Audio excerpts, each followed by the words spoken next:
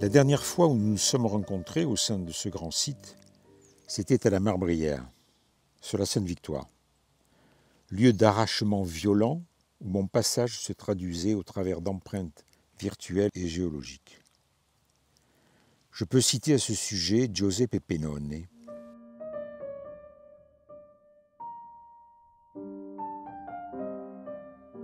La blessure d'une carrière nous révèle, nous rend évidente la vie de la montagne. Chaque bloc de pierre extrait est un petit morceau de montagne qui meurt. Cette citation est extraite de Respirer l'ombre de 1968. Giuseppe Pennone est le fil conducteur de mon travail dans ce site.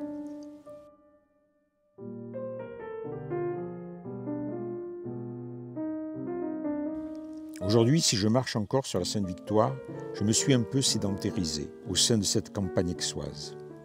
Nous sommes ici, chez Marie, avec qui je partage ma vie et son univers. Sans elle, ces espaces échapperaient à mon regard. Elle m'a permis d'être dans ce paysage. Après le territoire mesuré sur la Sainte-Victoire, puis structuré sur le chemin qui mène de la montagne à Beaurecueil, par l'intermédiaire des tours barbares, j'aborde le territoire partagé.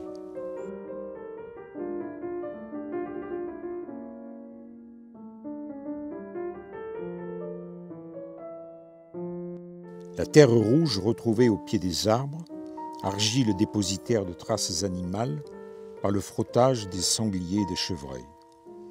Argile conservatrice de leurs poils arrachés, sorte de signalétique qui m'informe sur leur présence. Ce territoire est le territoire des animaux et des végétaux. Il est aussi le lieu où les paysans ont vécu, travaillé la terre. En tant qu'artiste, je suis un passager attentif. Mes œuvres éphémères, créées in situ, épousent le paysage sans le bouleverser. Elles disparaîtront transformées par le temps, les intempéries, les animaux. Avant leur disparition, elles auront peut-être interpellé d'autres passagers par leur présence. L'histoire démarre par une nuit de tempête à Beaurecueil. Un pin d'Alep centenaire se trouve amputé d'une branche maîtresse et de son tronc jumeau. Un double arrachement. La branche d'environ 12 mètres, pour un diamètre de 60 cm collé, s'est retrouvée au sol, plaquée et figée au milieu d'un chablis. Cet arrachement va entraîner la recherche d'un secret, le secret de l'arbre, il segreto dell'albero. Dans ce bois de pin existe un cœur où les branches naissent. Sculpter l'intérieur de l'arbre pour y découvrir ce secret. Une longue période d'hésitation et d'observation. Les mots arbre, tempête, cœur et bien évidemment les œuvres de Giuseppe Pennone nourrissent la réflexion. Et puis, un jour, avant que le bois ne pourrisse, habité par les fourmis et autres insectes, en rendant visible la partie la plus dure, la partie centrale, la charpente du tronc, la décision est prise. Mettre au jour le cœur de l'arbre. Mon intervention va simplement accélérer l'apparition de ce cœur en retirant les cernes de croissance déjà attaquées. Après cette mise au jour, la question s'est posée de la mise en situation de ces troncs dans l'espace naturel où ils ont grandi. De la réintégration de ces bois dans le paysage modifié par la tempête. Comment leur présence va changer le site. Peut-être par la lumière qu'ils réfléchissent. Alors, la verticalité va participer à ce changement, en accentuant le rôle de capteur de regard sur ces troncs redressés. Ils vont également jouer le rôle de repère sur ce territoire que je m'autorise à redessiner. Je rejoins alors l'idée de la marche en redressant ses troncs et ses branches dans ce paysage atelier que je traverse. Je foule cette terre et je ne peux ignorer la présence d'autres êtres vivants. Je n'invente rien, je glane. Je prends ce qui reste, des rescapés. Je nourris mon imaginaire avec ce que je glane et je laisse une trace, comme le sanglier qui se frotte au bas des troncs ou le paysan en amassant des pierres. C'est un acte primitif et simple, avec une économie de moyens et de savoir-faire.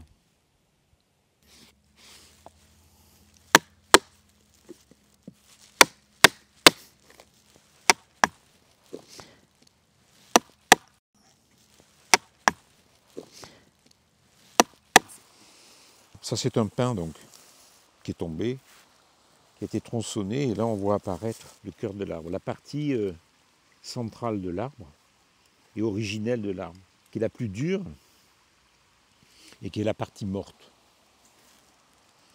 Et en fait, tout autour, on a les cernes de croissance. C'était la partie vivante de l'arbre qui meurt avant le cœur, qui disparaît avant le cœur. C'est assez étonnant. Symboliquement, c'est assez étonnant. Et moi, donc, dans le travail que je fais, je ne fais qu'accélérer un petit peu le processus en enlevant la partie enveloppe, l'enveloppe du centre, qui va se faire d'elle-même. Mais j'accélère un petit peu. Parce que comme je suis vieux, si je veux le voir, le centre, il va falloir que je le découvre. Je dénude un petit peu le centre. Je le déshabille. Pour ne laisser que la partie centrale, qui est la partie originelle de l'arbre.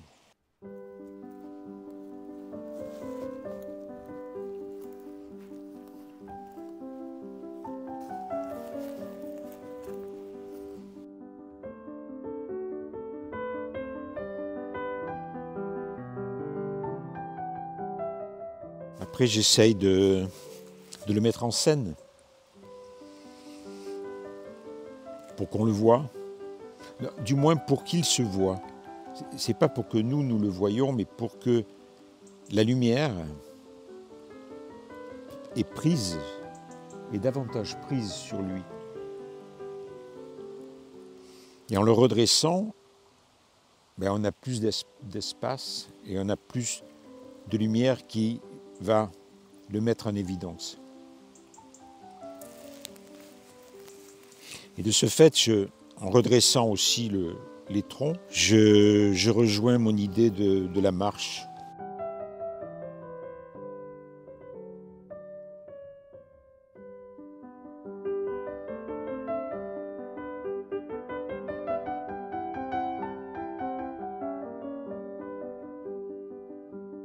Et la marche et le vivant.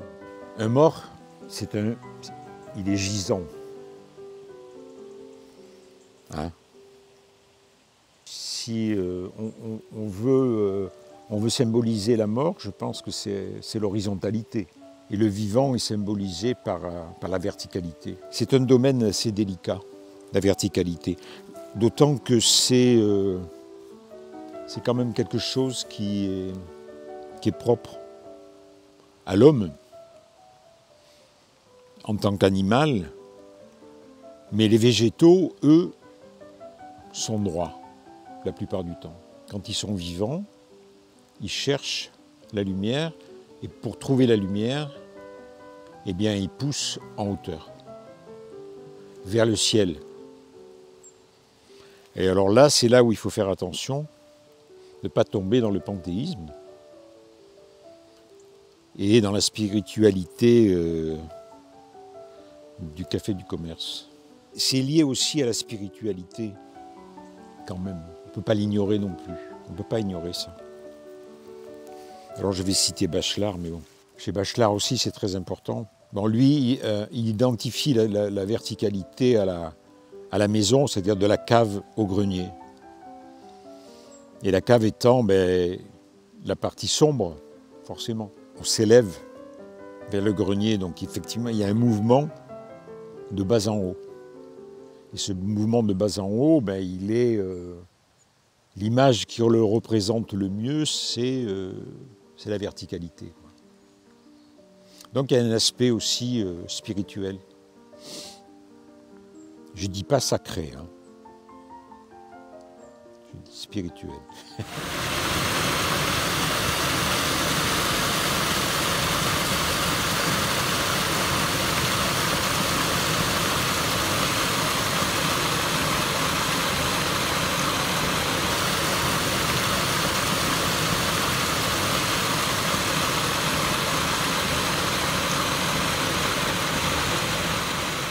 Alors ça, c'est très beau. Donc c'est l'intérieur de l'écorce. Et là, il y a un insecte qui a travaillé et qui a dessiné sans que personne ne le voie. C'est la partie cachée, hein. Et il a écrit quelque chose là. Je m'étais posé comme principe de ne rien prélever, parce que je marchais et que je faisais des empreintes. Et donc aujourd'hui, je me fais mentir un petit peu. Et quelquefois, quand je vois des choses comme ça, alors pour quelle raison, je ne sais pas. Mais j'ai peur que ce soit une sorte d'appropriation quand même. Pour tomber dans la facilité, c'est se dire, bon, pourquoi pas.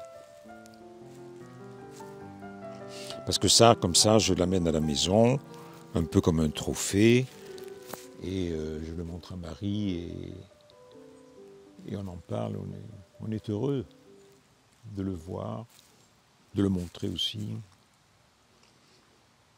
Mais c'est tout à fait, c'est un peu égoïste, quoi. Hein, ça n'a jamais été fait pour nous, ça. Hein.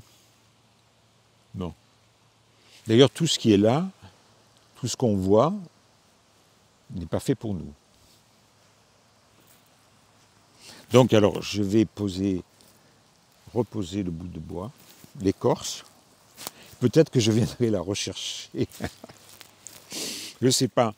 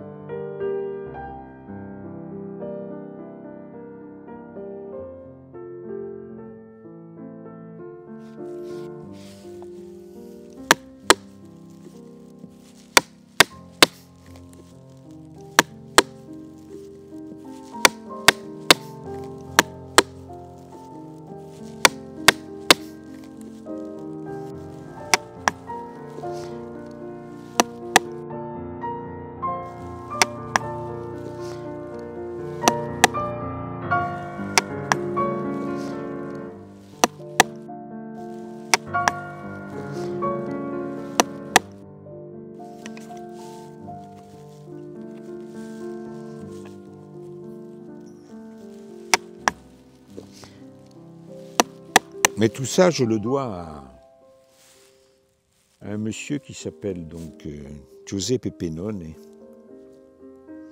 qui travaille comme ça depuis 50 ans et plus. C'est pour ça que j'ai mis très longtemps à démarrer un tel travail, parce que j'étais un peu le petit apprenti devant le maître, quoi. Et j'ai suivi ces traces dans ce travail-là, de découverte du cœur de l'arbre, qu'on a appelé le secret de l'arbre.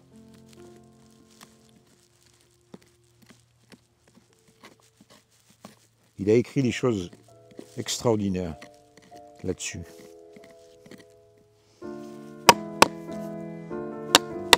dans un livre qui s'appelle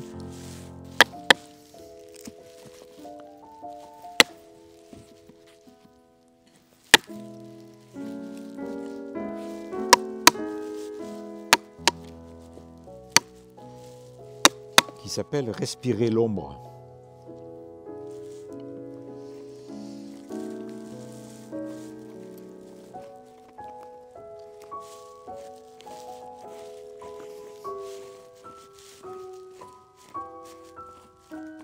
Alors peut-être la différence avec le travail de Pennone, c'est donc quand il récupère des troncs qui ont été également arrachés par la tempête, il les amène à l'atelier, il les travaille dans l'atelier. Moi je préfère travailler en extérieur, là où il est tombé, et considérer que cet endroit est mon atelier.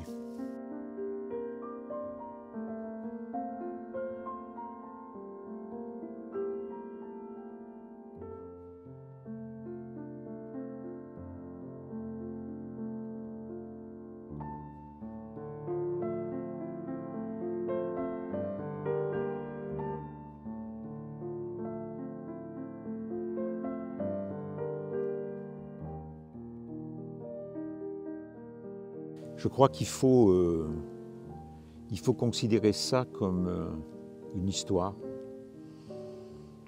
Et cette histoire, elle a commencé sur cet arbre-là, un jour de tempête. Donc elle s'est arrachée de ce tronc-là, et l'histoire a commencé là. C'est-à-dire que comme je travaille sur l'arrachement, pour moi c'est le début de l'histoire. Elle pourrait être antérieure, hein, c'est-à-dire qu'on pourrait considérer que le début de l'histoire, c'est la naissance de l'arbre. Mais alors là, j'étais pas là. Donc pour moi, l'histoire, elle commence cette nuit de tempête où, dans un fracas important, donc cette branche est tombée, une très grosse branche. Et l'histoire va démarrer là. Elle va démarrer au sol. Pour l'arbre, alors je ne sais pas si c'est un choc, mais sûrement. Hein. C'est-à-dire qu'il est amputé d'un de ses membres. Cette branche va se retrouver au sol et à partir de là, donc le cycle de la vie va reprendre à l'intérieur. Et donc moi, je vais accélérer, comme je disais tout à l'heure, je vais accélérer ce processus. Et pendant ce processus, effectivement, l'œuvre, entre guillemets, a sa place. C'est-à-dire qu'elle n'est ni terminée, elle n'est pas terminée. Mais on ne sait pas trop quand ça sera terminé. Je pense que ça sera terminé au moment où elle sera dressée. Je pense aussi que la verticalité, peut-être que c'est la fin. Curieusement, très curieusement. Pour ce genre de travail, quand le tronc, là ici c'est le tronc, quand le tronc sera dressé, ce sera la fin. Tout à fait contrairement à ce que je disais tout à l'heure, où la verticalité c'était la vie. C'est étonnant.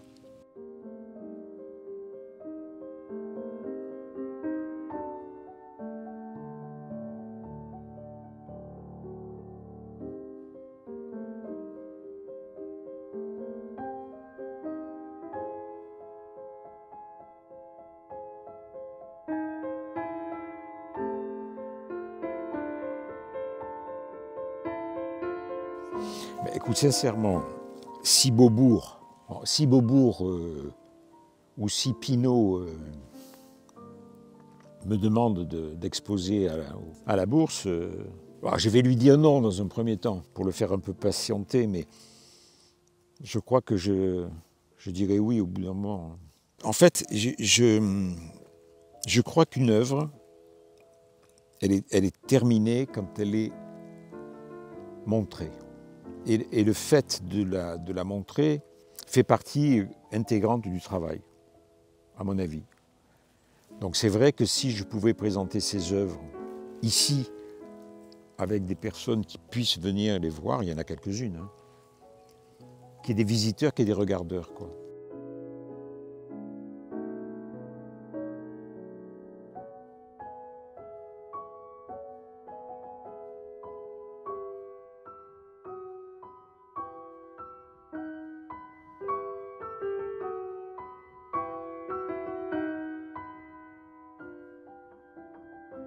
Cet endroit dans lequel je travaille et qui ne m'appartient pas, je le squatte un peu. Est-ce que je veux le conserver intact et est-ce que je veux me l'approprier? J'aime pas le mot. Est-ce que je veux le conserver et que ce soit un endroit privilégié et que ça le demeure? Ou au contraire qu'il y ait effectivement des visiteurs, des visites, je ne sais pas. Ce ne sont que des interrogations.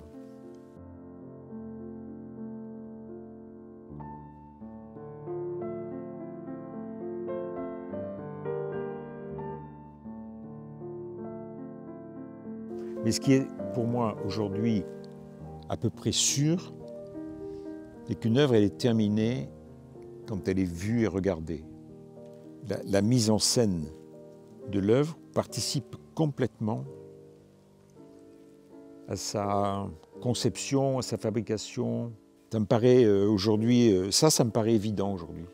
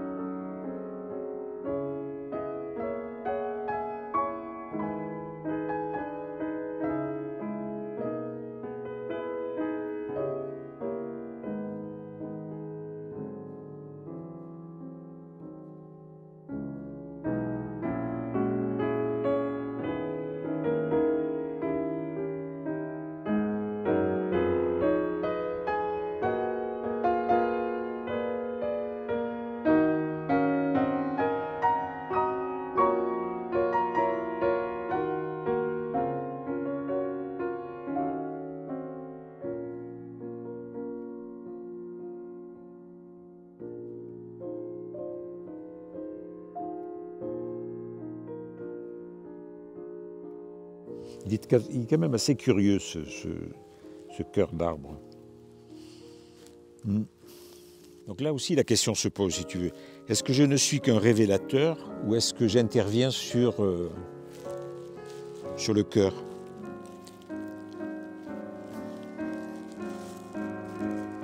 Moi, je préfère n'être qu'un révélateur.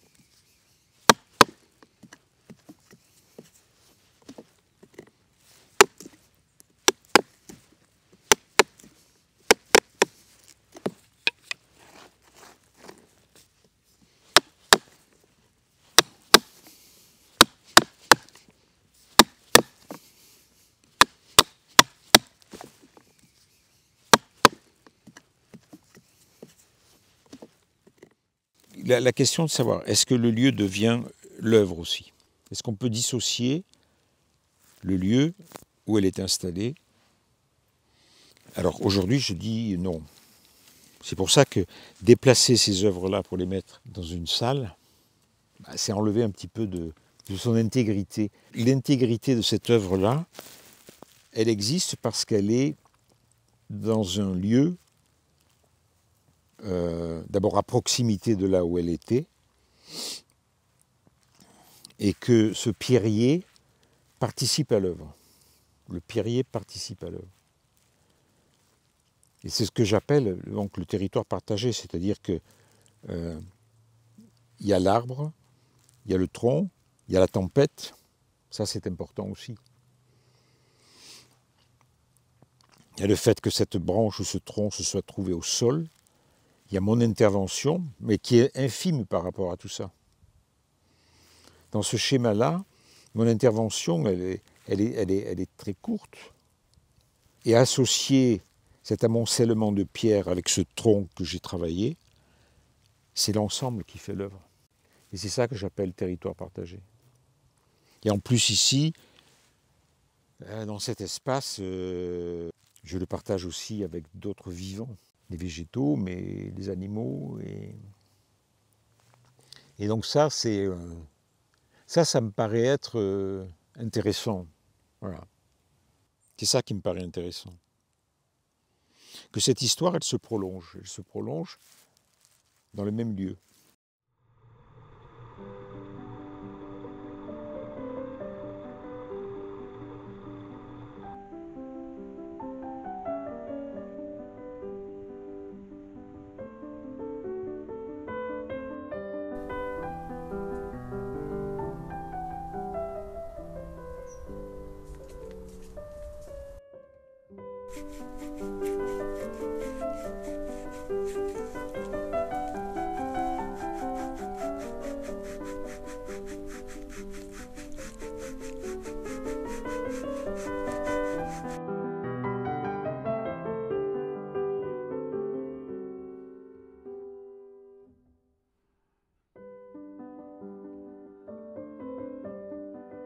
Il faut associer à tout ce travail, il faut associer Marie.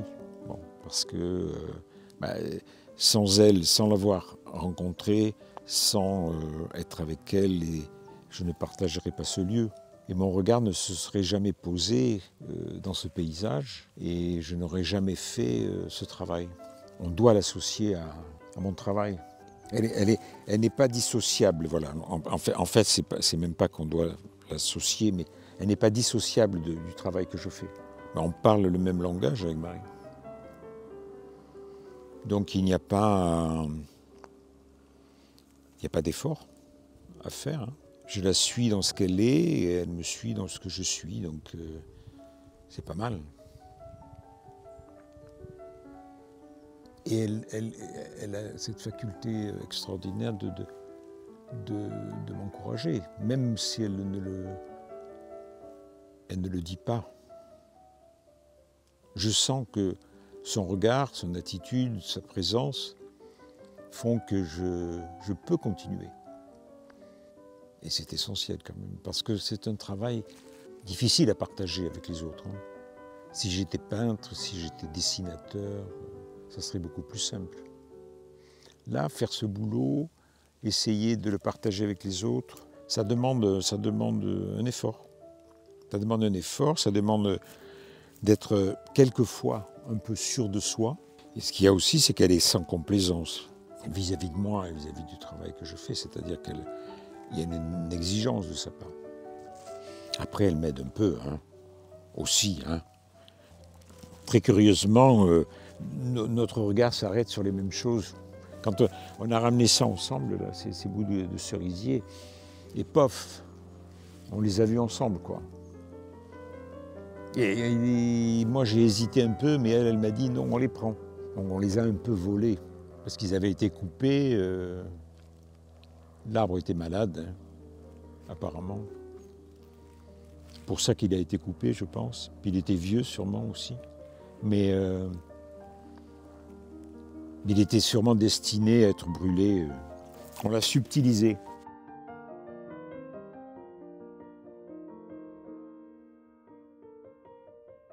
Marie vit ce lieu. Elle ne fait pas que être dans ce lieu. Et le fait, je crois, qu'elle vive ce lieu